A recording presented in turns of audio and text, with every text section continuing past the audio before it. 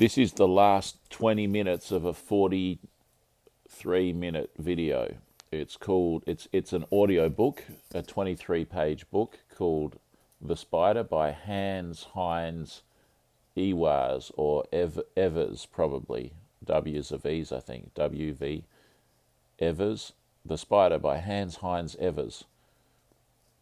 So it's 40 minutes long, but we're going to start from about 20 minutes into it. Okay, so it's just going to be about 23 minutes of the thing playing and you listening to it and me pausing it for a while and explaining it. I'm going to analyze. I'm a busy man. I don't have time to go through the first 20 minutes of this story. We're just going to focus on the last 20 minutes. Okay. So this story is a horror story. I had a look at before we get into it, here's some context. It was initially published in 1908. I think this might be a 1915 version or something. So here it is, The Spider, Heinz, Evers, and yada yada. And there's the main vampire witch demon girl in it is called Claramonda. It looks like there was a Claramonda vampire back in 1836 in a story by somebody called Théophile Gautier. So there's some reviews here from people, and I just want to show you that people don't really get what it's about. Someone here says, extremely predictable, really. A man notices a male spider wooing a female spider and being consumed after mating. Soon after, he begins a strange hand gesture game with a woman across the street. In the end, he finds himself caught up in her web. I'm sure at the time of writing this novel was shocking, but for the modern reader, it's just barely adequate. So this person doesn't get it, what it's about. It's actually truth. You're being told truth about reality in the form of a fictional story. And it's about narcissistic mimicry and the progression of it if it's taken to its worst outcome. What I've discovered is that the reason that narcissists mimic is because they have a demon in their heart, and it's a demon of mimicry. There's different types of demons, and it's targeting a certain person. For whatever reason, it's targeting that person, but it wants to do something to that person. It wants to mimic them because it knows that mimicry is a technique to cause obsession.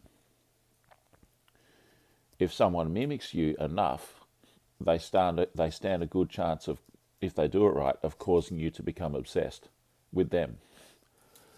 If it's a demon that's mimicking you, the demon can get you to become demonically obsessed. If the demon continues to mimic you, and if you continue to focus on them as they mimic you, eventually demonic obsession can turn into demonic possession. And that is the goal of the demon. So the antidote to this for the target, for the victim that's being targeted by a mimicking demon narcissist, I say, is to turn one's back on the one who is doing the mimicking. So as soon as you find out that someone's mimicking you,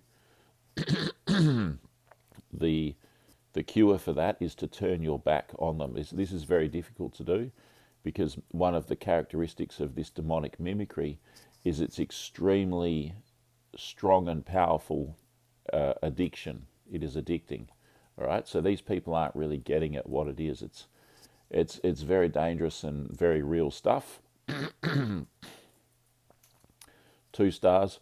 Okay, so this is apparently a classic German horror story, but frankly I found this oh so scandalous contrived eroticism mainly silly, blah blah blah. So people are not getting at what it is. I just want to point out as well, there's something, when I typed in Claramonda, which is the mimicking demon in this story, into Google, I got another Claramonda, La Morte Amoureuse, Claramonda, Théophile Gautier. Wikipedia says, it tells the story of a priest named Romuald who falls in love with Claramonda, a beautiful woman who turns out to be a vampire. That sounds like a very similar theme to our 1908 The Spider. All right, so with that introduction, The other thing I'd like to say is someone did a review. Where is it? I needed to point out something about this person's review.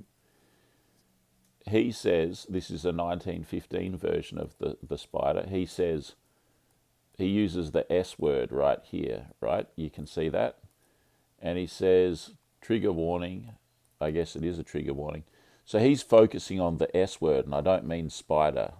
He's talking about unaliving. He thinks this whole story is about the S word, unaliving. It's not at all about that. It's actually about demonic possession by the action of mimicry.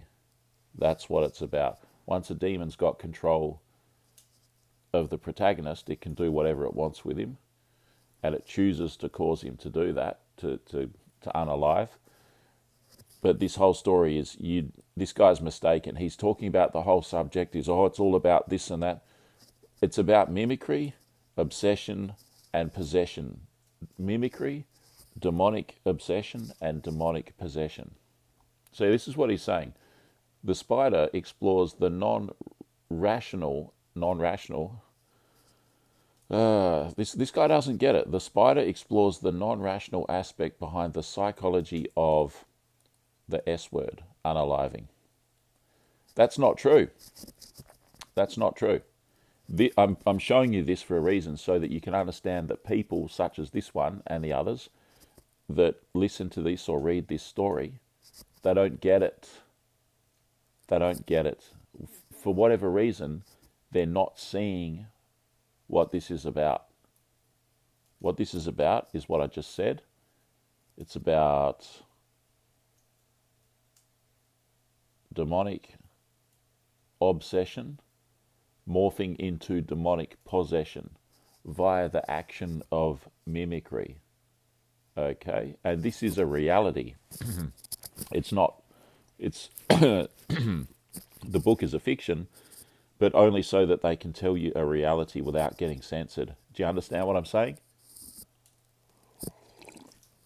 So this guy, he doesn't get it. He says it's all about psychology and non-rational and yada, yada, yada, yada, yada. Without further ado, let's watch this. And if you want to know the whole story, you can watch the first, 20 minutes. But I haven't got time, right? So let's just pick up here. Then I saw the male slowly extricating himself, one leg over the other. It was as if he wanted tactfully to leave his companion alone in the dream of love. But as he started away, the female, overwhelmed by a wild life, was after him, hunting him ruthlessly. The male let himself drop from a thread. The female followed, and for a while. So basically he's describing, he's walking along in the hotel, and where he's staying, and he sees a male and female spider mating, and after the mating is complete, the female spider eats the male spider. I also believe that in nature, spiders are known to mimic their prey sometimes. While the lovers hung there, imitating a piece of art. Then they fell to the windowsill where the male, summoning all his strength, tried again to escape. Too late. The female already had him in her powerful grip and was carrying him back to the center of the web.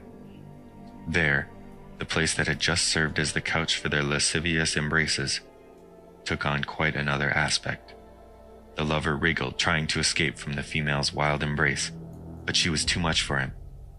It was not long before she had wrapped him completely in her thread, and he was helpless. Then she dug her sharp pincers into his body and sucked full draughts of her young lover's blood. Finally, she detached herself from the pitiful and unrecognizable shell of his body and threw it out of her web. So the theme with the male and female spider mating, and then the male being overpowered and eaten by the much larger female of the species, that theme is basically a female using sex to lure in a male so that the male can be killed. All right? And in the spirit world, it's not a female per se, it's a demon giving off the sound, the sight, the imagery, the scent of a female. But it's not actually a female. In the spirit world, it's a demon. In the hunting world, the perfect analogy for this is a hunter hunting a deer. Hunting a deer with big antlers, he pretends to be a female deer. He's got his bow, and he's standing by a tree, and he knows a a buck with big antlers is nearby. He hears it call out, it toots, and he goes, mip, mip. This is real, you can see this on YouTube. This is how hunters do it. The male deer hears that sound, that's the sound of a female deer, a doe, and he, oh wow, a female's over there. Deer are very cautious, very, very cautious. It's very hard to shoot a deer with a bow and arrow. But if you trick that male deer into thinking that there's sex over here with the female deer, he kind of forgets all of his caution and he comes towards the sound of the female. So the male deer comes closer. The bow hunter's there. The male deer comes closer and he's going, toot. That's him saying, I'm here. He's tooting. And the hunter goes, mip, mip, like that. Mip, mip. And the a bit higher pitch, mip, mip, like that. Mip, mip. The male deer hears it. It's a female, it's a female. He comes over closer and closer. The hunter draws his bow and goes, mip, mip, and looses, and from only 10 meters shoots a male deer right in the heart. That's how it's done. It's so unethical, isn't it? So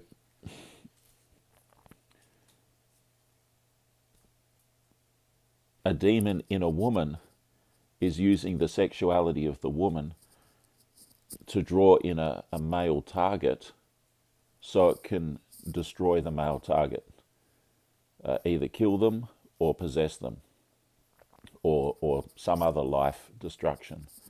But you got to understand, it's the same as a hunter making the call of a female deer, mip, mip, to get the attention of an antler-cladded stag to go, oh wow, it's a female, and come closer to the hunter, who draws his bow and looses an arrow right into the heart of the buck, of the male deer. All right, let's continue. So that is what love is like among these creatures. Well for me that I am not a spider. Monday, March 14th. I don't look at my books any longer. I spend my days at the window. When it is dark, Claramonda is no longer there, but if I close my eyes, I continue to see her. But if I close my eyes, I continue to see her. Okay, do you hear what he said? He said when it's dark, she's no longer there. But if he closes his eyes, he can continue to see her. So that shows us that there's something supernatural going on. One way of interfacing with the spirit world is in the darkness with the eyes closed, but still seeing shapes forming. That's what he's doing. And he's seeing Claramonda, even though it's in the darkness with his eyes closed. He can still see her. That means that he's interacting with a demon. By the way, Claramonda is a girl in the window. He's in Paris in a hotel room. And the previous 2 or 3 occupants of the hotel room have died in mysterious circumstances. He's volunteering to go in there because he's full of bravado. And he knows that there's a deal organised by the Paris detective that whoever stays in there gets all their expenses paid, they get free accommodation, they get free meals, they get free wine from the wine cellar. He's a struggling medical student, so he likes the deal, and he thinks he's stronger than those who succumbed to the mysterious death in the room just before him. So he's kind of like thinking that he's tricking the French Paris detective into giving him free accommodation and meals. He doesn't realise that he's getting sucked into the same thing that happened to the 2 or 3 occupants that passed away in mysterious circumstances in there prior to him. When he's in there, he finds that looking out the window across the street, there's another set of apartments, and there's 3 windows there, and the window of those 3 in that apartment that directly faces his window, there's a beautiful girl in there. There's a beautiful girl in that window. And at some point they make eye contact, and they have an unspoken relationship. And they start playing a game, and the game is like, if he smiles, she smiles. If he taps his fingers on the windowsill, she taps her fingers on the windowsill. He does something, and then she does it. She copies him. She mimics him. She's very beautiful, and she's very dexterous and very, very fast. This journal has become something other than I intended. I've spoken to Madame Dubonnet about the inspector, about spiders, and about Clarimonda, but I've said nothing about the discoveries I undertook to make. It can't be helped. Tuesday, March 15th. We have invented a strange game, Clarimonda and I. We play it all day long. I greet her, then she greets me. Then I tap my fingers on the window panes. The moment she sees me doing that, she too begins tapping. I wave to her, she waves back. I move my lips as if speaking to her, she does the same. So she's mimicking him. Mimicking him. I run my hand through my sleep-disheveled hair, and instantly her hand is at her forehead. It is a child's game, and we both laugh over it. Seems innocent, right? What's going on here is that that's a demon there that's communicating with him even without speaking. Clarimonda is not really a beautiful girl, it's a demon. And what it's doing is it's aiming, its ultimate aim is to possess him. Once a demon has possessed a person, that demon can control that person. So the demon just looks like a beautiful girl in the window in the apartment across the road in Paris from his hotel room, looking out the window. But really what it is, it's not a beautiful girl, it's a demon. And its ultimate goal is to possess him and then kill him. It leads him to that destination by mimicking him. So the mimicry causes a number of things. It causes him to focus on her, to become obsessed with her. I say her, but remember it's a demon, but to him it looks like a beautiful girl. To focus on her. The mimicry causes him to focus on her, to become obsessed with her, and to become addicted to her. To focus on her, to become obsessed with her, and to become addicted to her. That's why she's doing all of the mimicry. He combs his hair, she combs her hair. He taps his fingers, she taps. They get into a routine where they're doing all of these intricate routines and they're copying each other. And he thinks that she's copying him, but at some point it switches and it's not her copying him, mimicking him. It's now him being controlled by her. So now it's a role reversal. Now instead of him tapping his fingers and then she taps her fingers, it's a role reversal. Now she taps her fingers and that causes him to tap his fingers and he can't help himself. She's then got control of him. Through that process of mimicry obsession, she, Clarimonda the demon, has brought him to possession. And this is told to you as a fiction so that they can tell you the truth without being censored. So she doesn't laugh, she only smiles a gently contained smile. And I smile back in the same way.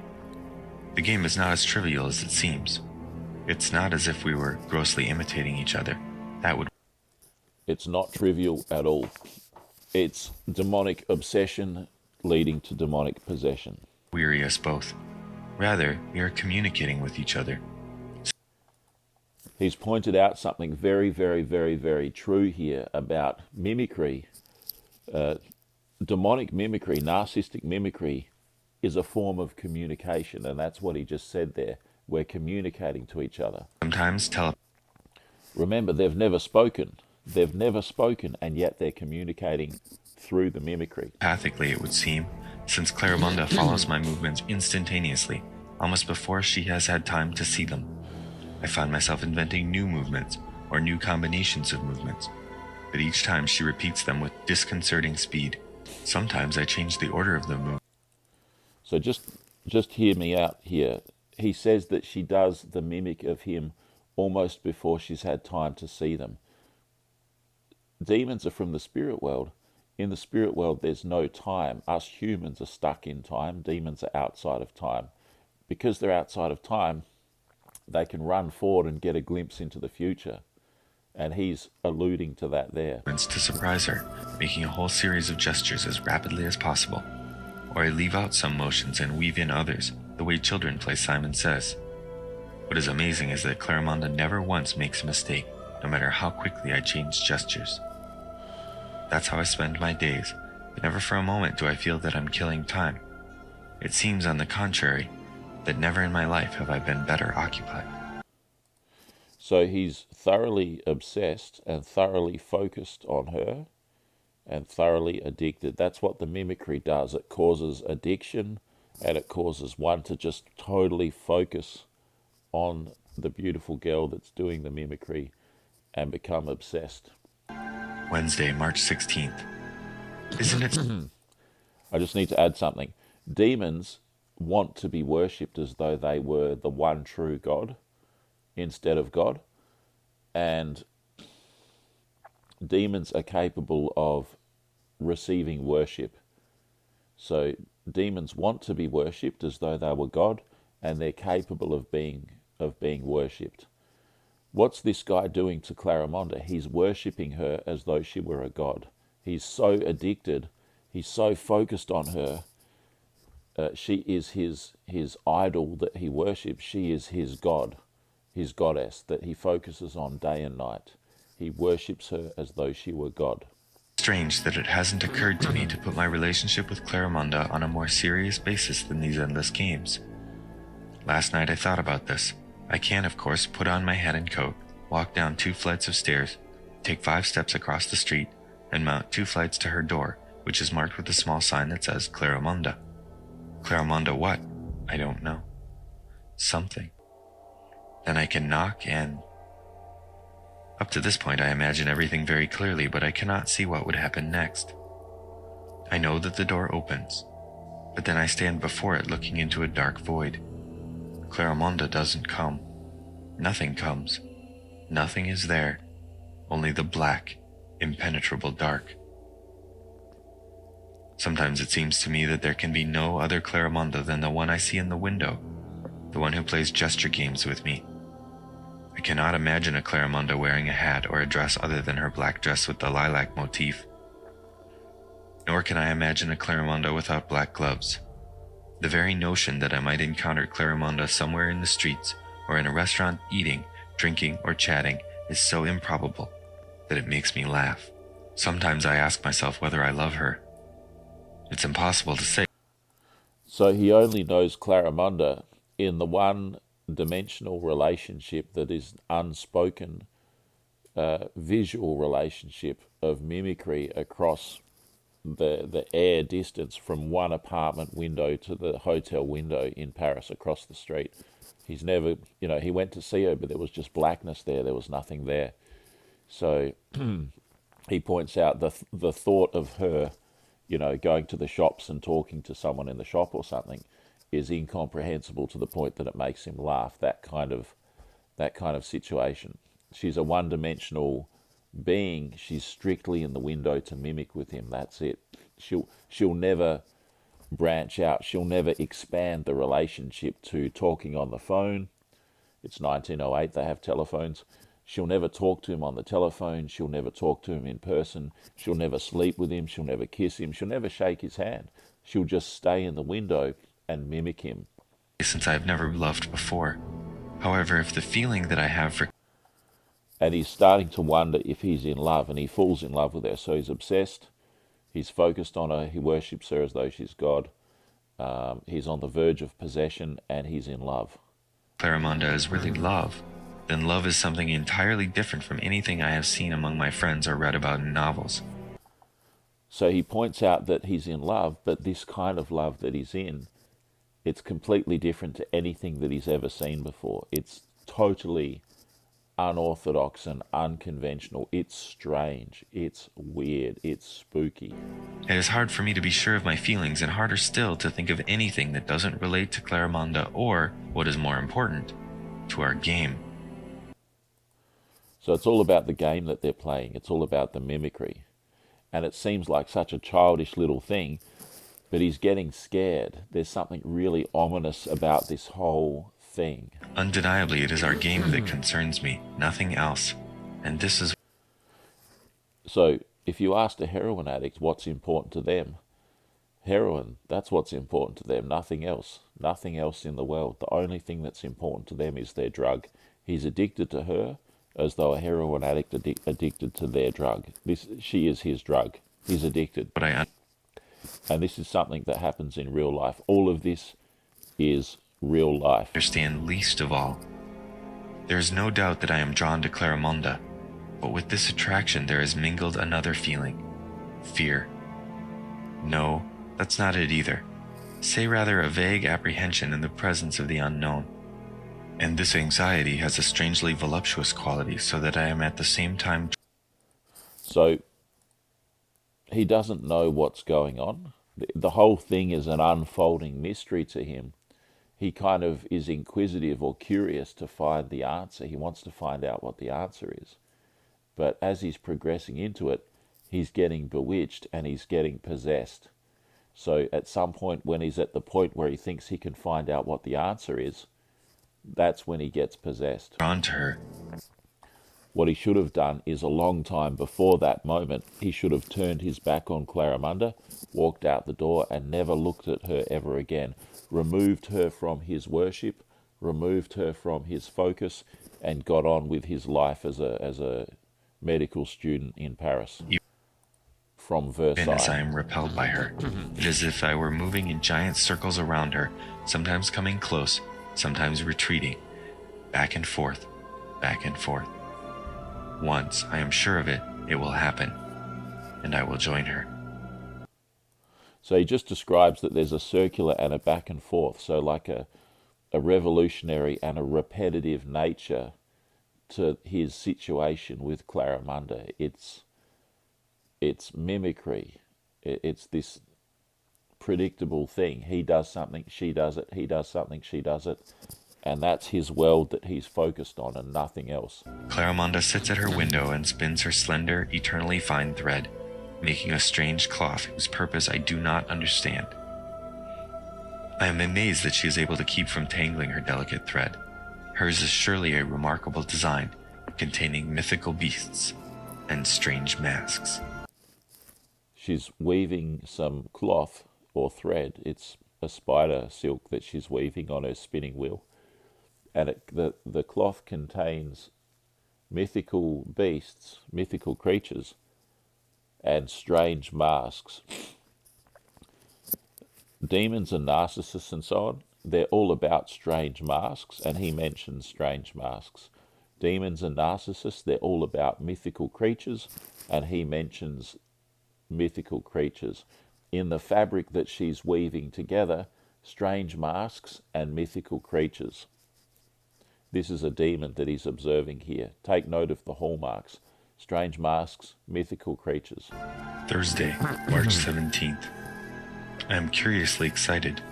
I don't talk to people anymore. I barely say hello. To Madame Dubonnet or to the servant.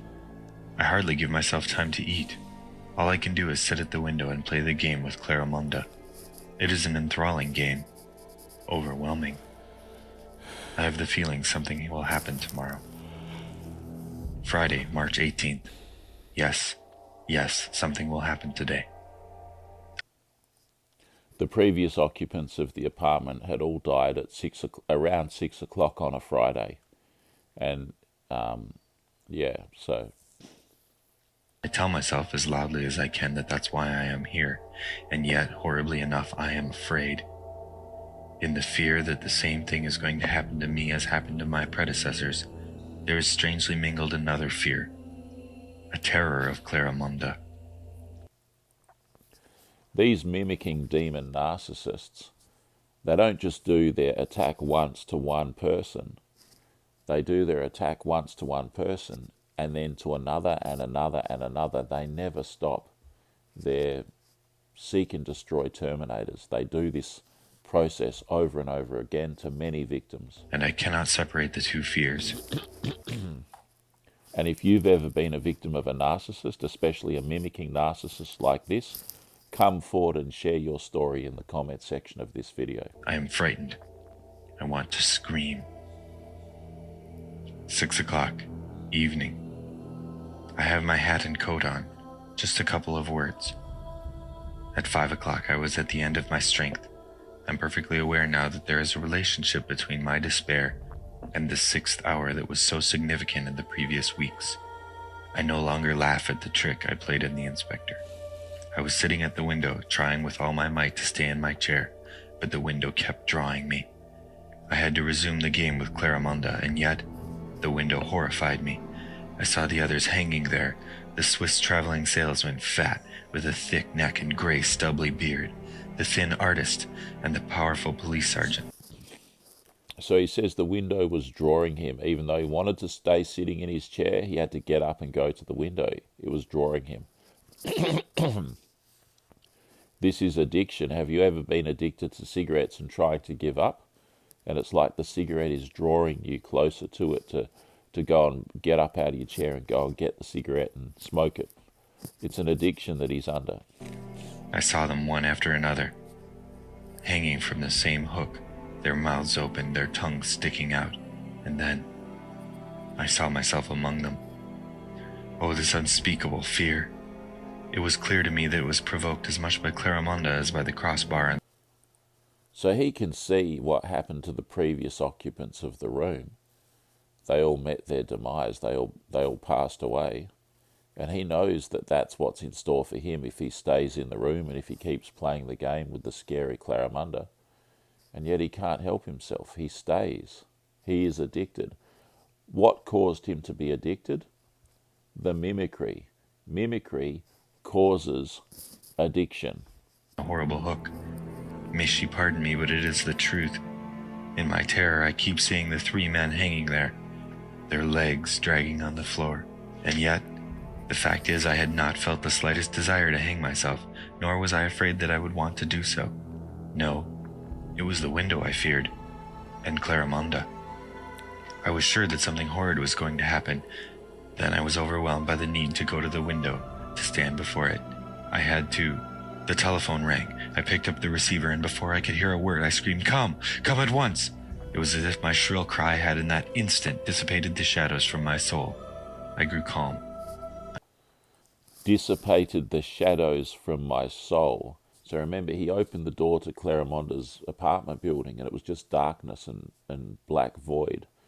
And then he says, the shadows from my soul. So darkness, black void, shadows, and soul. He mentions soul. Why does he mention soul?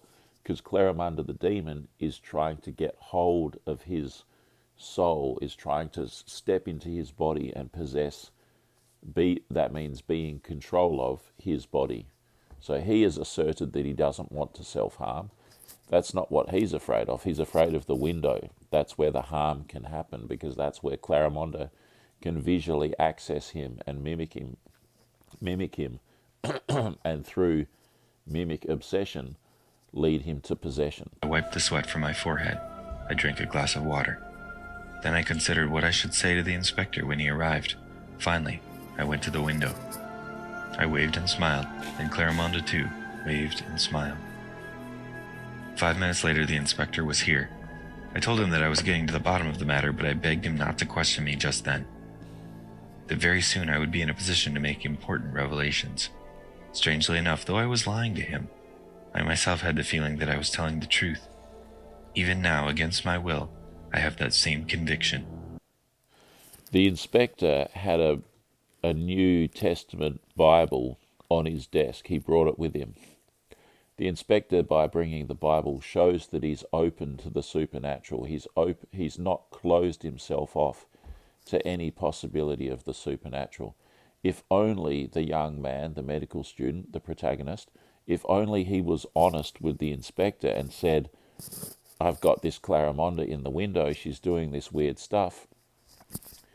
But instead he lies to the inspector because he's enjoying getting free accommodation in a nice hotel in Paris, all his meals paid for, bacon and eggs in the morning, and he gets access to all the wines from the wine cellar. So he's living like a king, he thinks, when as a poor medical student he can barely afford 3 meals a day prior to this, right? So he thinks he's scamming the system, but really he's about to fall foul of, of his own making.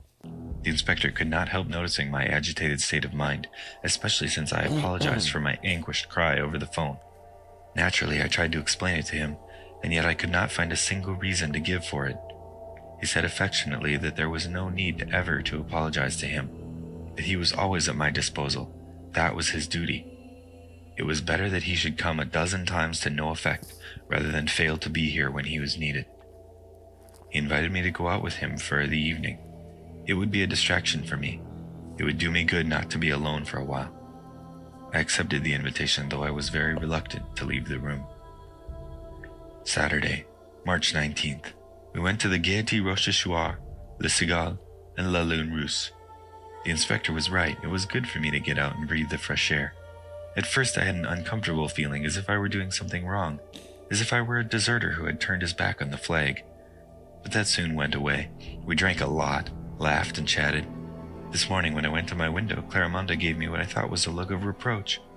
Though I may only have imagined it, how could she have known that I had gone out last night? In any case, the look lasted only for an instant. Then she smiled again. We played the game all day long. So there's a lot of supernatural stuff going on in her look, in her facial expression. She seems to know what he's up to, even if he's out of her sight, and things like that. So he had an opportunity there. All he had to do was leave the room and not go back. That's all he had to do. So this is the big lesson about narcissistic mimicry, is when you find someone mimicking you like this for your own survival, turn your back on them and don't look at them. Don't give them your focus, because that's what they want, and that is them leading you in a very dark direction indeed, intentionally and without ever telling you what they're up to. Sunday, March 20th. Only one thing to record. We played the game. Monday, March 21st. We played the game all day long. Played the game all day long. Tuesday, March 22nd. Yes, the game. We played it again and nothing else. Played it again. Nothing at all. Nothing else. Nothing. Sometimes I wonder what's happening to me. What is it I want? Where is this all leading? So he doesn't know what's going on. He's in the process of obsession and possession, but he doesn't understand it. And that's what the author is showing us. He's showing us this process of mimicry leading to obsession, leading to possession, and then leading to the demise of the protagonist. I know the answer. There's nothing else I want except what is happening. It is what I want. So it's what he wants, in the same way that a drug addict is like, yeah, I know for sure this is what I want. I want a fix of my drug, right? It's the same kind of thing. It's very unhealthy. Unhealthy desire, lust, and yet no physical contact. About as close as they get to physical contact is that they kiss the window pane. They each kiss the window pane on their respective windows while the windows are shut. That's as close as they get to physical contact. And yet she manages to possess him across the distance. I long for this only. Clarimonda and I have spoken with each other in the course of the last few days, but very briefly. Scarcely a word. Sometimes we moved our lips. More often we just looked at each other with deep understanding. I was right about Clarimonda's reproachful look, because I went out with the inspector last Friday. I asked her to forgive me. I said it was stupid of me and spiteful to have gone. She forgave me, and I promised never to leave the window again. We kissed. So the way he's speaking, he said we spoke to each other, but then he kind of describes what he means by we spoke to each other, and he says hardly a word said. Mostly we stared at each other with deep understanding. Mostly we looked at each other with deep understanding. That's not really speaking, is it? So there's something supernatural going on between him and her in the facial expressions, in the eyes, in the gaze. It is very, very wafting into the spirit world here. It's not really, he's no longer grounded in the tangible world. He's kind of been pulled into something different. Pressing our lips against each of our window panes. Wednesday, March 23rd. I now know that I love Clarimonda, that she has entered into every fiber of my being. Maybe that the loves of other men are different, but does there exist one head, one ear, one hand that is exactly like the hundreds of millions of others? There are always differences, and it must be so with love. My love is strange, I know that, but is it any less lovely because of that? Besides, my love makes me happy. If only I were not so frightened. Sometimes my terror slumbers and I forget it for a few moments, then So it's the combination basically of love and sexual desire and fear and panic and terror and torment. So to those who have been in this situation with narcissists, they'll know well the strong kind of positive emotions as well as the adrenaline in the system from all of this, the shots of adrenaline and the lingering cortisol. That's what he's got. wakes and does not leave me. The fear is like a poor mouse trying to escape the grip of a powerful serpent. Just wait a bit, poor sad terror. Very soon the serpent, love, will devour you. Thursday, March 24th. I have made a discovery. I don't play with Claramonda. She plays with me. Last night, thinking as always about our game, I wrote down 5 new and intricate gesture patterns with which I intended to surprise Claramonda today. I gave each gesture a number, then I practiced the series so I could do the motions as quickly as possible forward or backward, or sometimes only the even-numbered ones, sometimes the odd, or the first and the last of the 5 patterns. It was tiring work, but it made me happy and seemed to bring Claramonda closer to me. I practiced for hours until I got all the motions down pat, like clockwork. This morning I went to the window. Claramonda and I greeted each other, then our game began, back and forth. It was incredible how quickly she understood what was to be done, how she kept pace with me. There was a knock at the door. It was the servant bringing me my shoes. I took them. On my way back to the window, my eye chanced to fall on the slip of paper on which I had noted my gesture patterns. It was then that I understood. In the game just finished, I had not made use of a single one of my patterns. I reeled back and had to hold onto the chair to keep from falling. It was unbelievable. I read the paper again, and again it was still true. I had gone through a long series of gestures at the window, and not one of the patterns had been mine. So he's just realized that he's having states of altered consciousness where he thinks he's doing something that he has pre-planned and that he's in control of. And then a break from that by answering the door to the servant and then coming back to it. And he gets a realization that no, he wasn't in control of all of that. Something was happening that he didn't even know was happening. This is him starting to get possessed. I had the feeling once more that I was standing before Claramonda's wide-open door, through which, though I stared, I could see nothing but a dark void. I knew, too, that if I chose to turn from that door now, I might be saved, and that I still had the power to leave, and yet I did not leave because I felt myself at the very edge of the mystery, as if I were holding the secret in my hands. Yeah, so if he knew what was in store, if someone could explain it to him, he might have a chance to close her door, turn his back on her, and walk away, right? Paris, you will conquer Paris, I thought. And in that instant, Paris was more powerful than Claramonda. I don't think about that anymore. Now I feel only love, love and delicious terror. Still, the moment... Love and terror. This is what it's like being in some kind of a romantic relationship with a cluster B. It's not just love, it's also a great deal of adrenaline and cortisol, which is physiological terror. And that's because the demon in the cluster B, its kind of love is to offer you counterfeit love, perfectly normal, perfect looking love, but it's counterfeit. It's like a fake money. It's fake, it's counterfeit. The love of a cluster B is counterfeit. And it's that mip mip, it's that lure to lure in the buck so it can be shot by the hunter. Mip mip. Oh, love. Going towards it, getting close enough, mip mip, and then getting shot. That love that he's experiencing from Claramonda, it's the mip mip, it's the fake mating call of the female deer, so to speak, right? It's not a female deer, it's a hunter with a weapon. But the male deer, the buck, it doesn't know that. It just sees or senses, hears the female, right? So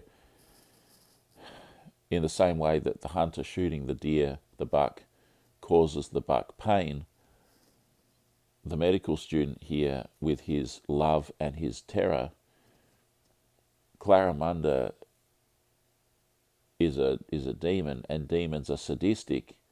They enjoy human pain, and so they maneuver someone into a position where they can feel pain. Terror is a very bad form of emotional distress. It's a type of pain, and the demon can consume that as food. And this is very, very, very 100% perfectly accurate,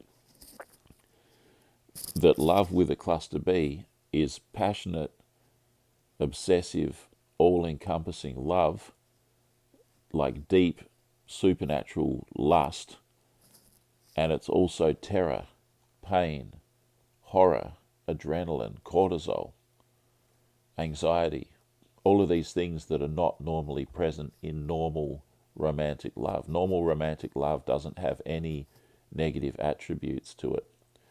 Romantic love with a demon has all of this negative stuff. You've got anxiety, you've got adrenaline, so much adrenaline, shots of adrenaline that go through your body and stay there for weeks at a time.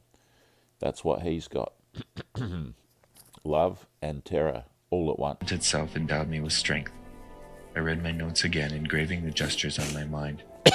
Then I went back to the window, only to become aware that there was not one of my patterns that I wanted to use. Standing there, it occurred to me to rub the side of my nose. Instead, I found myself pressing my lips to the window pane. I tried to drum my fingers on the windowsill. Instead, I brushed my fingers through my hair. So he's finding that he wants to do something, but instead he does something else. He finds now that he's not in control of his own actions. He has now been taken over by Claramunda. And so I understood that it was not that Claramunda did what I did. Rather, my gestures followed her lead, and with such lightning rapidity that we seemed to be moving simultaneously. I, who had been so proud because I thought I'd been influencing her, I was in fact being influenced by her. Her influence, so gentle, so delightful. I have tried another experiment. I clenched my hands and put them in my pockets, firmly intending not to move them one bit. Claramunda raised her hand and, smiling at me, made a scolding gesture with her finger. I did not budge, yet I could feel how my right hand wished to leave my pocket. I shoved my fingers against the lining, but against my will my hand left the pocket. My arm rose into the air. In my turn, I made a scolding gesture with my finger and smiled. Against my will, my hand left my pocket and lifted up and made a scolding gesture. So he keeps his hands in his pocket, and she goes, and then he's trying to keep his hand in his pocket, but he can't help himself. He lifts it up and he goes like that. He mimics her without, against his will. He's controlled by her now, by remote control.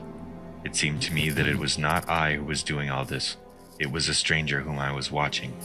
But of course, I was mistaken. It was I making the gesture, and the person watching me was the stranger. That very same stranger who not long ago was so sure that he was on the edge of a great discovery.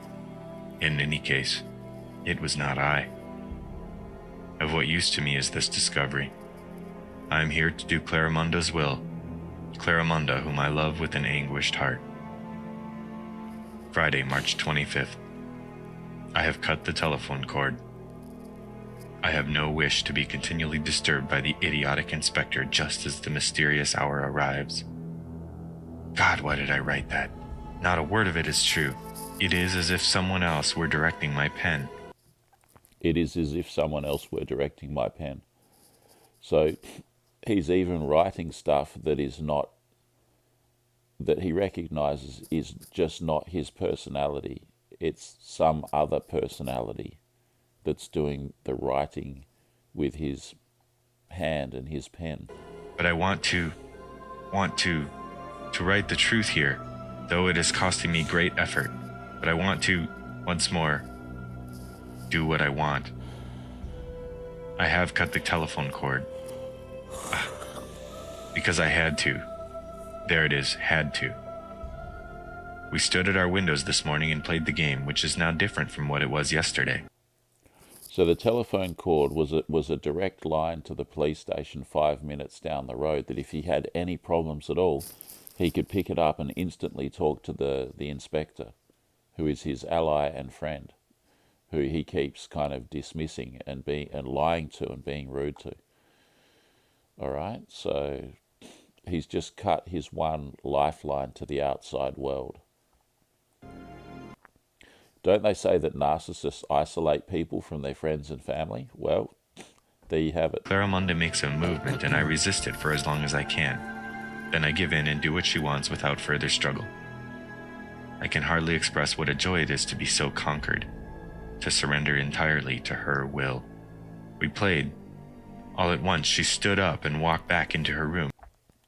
So he gets joy out of interaction with her in this very terroristic, dangerous cocktail of emotions that he's otherwise experiencing. So he's getting ecstatic kind of joyous feeling from his interaction with her, from his game that he's playing with her, or her game that she's playing with him.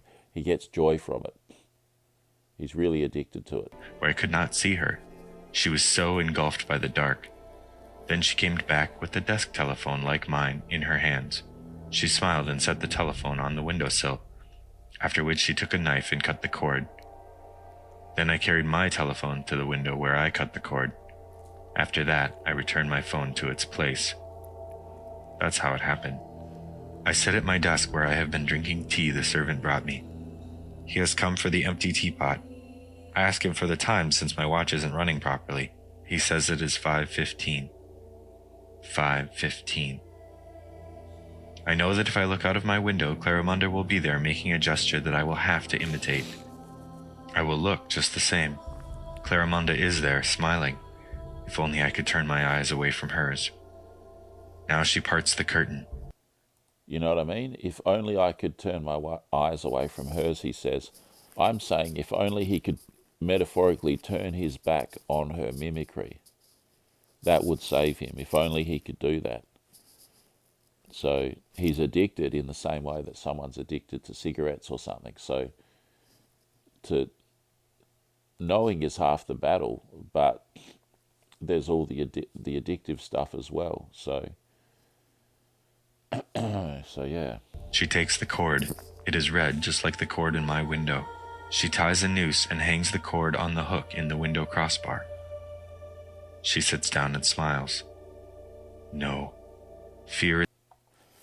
So you can see what's going on here. She has possessed him through this process of mimicry. She has brought him from obsession caused by mimicry to possession caused by mimicry. He's had plenty of opportunities to back out. He went and drank at night with the inspector. He could have told the inspector the truth and the inspector could have got him out of there. The inspector had a Bible. He was someone who would listen to the truth of the supernatural. He wouldn't just dismiss it. The medical student, he has every opportunity to turn his back on Claramonda, but he can't bring himself to be honest to the others, and he can't bring himself to leave the room and to stop. He can't bring himself to cease looking out the window at Claramonda across the way. It's no longer what I feel. Rather, it is a sort of oppressive terror which I would not want to avoid for anything in the world. Again, the word terror. Its grip is irresistible, profoundly cruel. Irresistible grip, addiction, and control, possession. Voluptuous in its attraction. I could go to the window and do what she wants me to do, but I wait. I struggle. I resist, though I feel a mounting fascination that becomes more intense each minute. So there's fascination and curiosity, and then there's intense romantic and sexual and lust feelings. So intense romance and sexual feelings coupled with curiosity about the mystery. Those things are dragging him inexorably towards this demon Claramonda that only intends for his destruction. Here I am once more. Rashly, I went to the window where I did what Claramonda wanted. I took the cord, tied a noose, and hung it on the hook. Now, I want to see nothing else except stare at this paper, because if I look, I know what she will do. Now, at the 6th hour of the last day of the week, if I see her, I will have to do what she wants. Have to. I won't see her. I laugh. Loudly. No, I'm not laughing. Something is laughing in me, and I know why. It is because of my I won't. I won't. And yet I know very well that I have to. I'm not laughing. Something is laughing within me, he says. So he's pointing out that there's two personalities in him. There's him that has no intent of self-harm, and then there's the thing in him that laughs that's not him, the thing in him that writes words that are not his personality in the written word. It's not him. It's something else in him. He's been possessed. Have to look at her. I must. Must. And then, all that follows. If I still wait, it is only to prolong this exquisite torture. Yes, that's it. This breathless anguish is my supreme delight. I write quickly, quickly, just so I can continue to sit here, so I can attenuate these seconds of pain. Again, terror. Again, I know that I will look toward her, that I will stand up, that I will hang myself. That doesn't frighten me. That is beautiful, even precious. There is something else. What will happen afterwards? I don't know, but since my torment is so delicious, I feel that something horrible must follow. Think, write something, anything at all to keep from looking toward her. My name? Richard Bracamont. Richard Bracamont.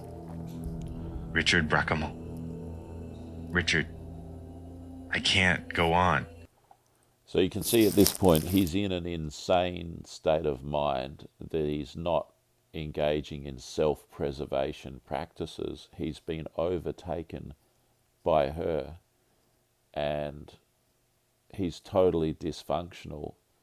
He's whatever is left of him, of the original personality of Richard Bracamont, he's trying to just get back to control of himself by something really lizard brain, like, what is my name? Richard Bracamont. What is my name? What is my name?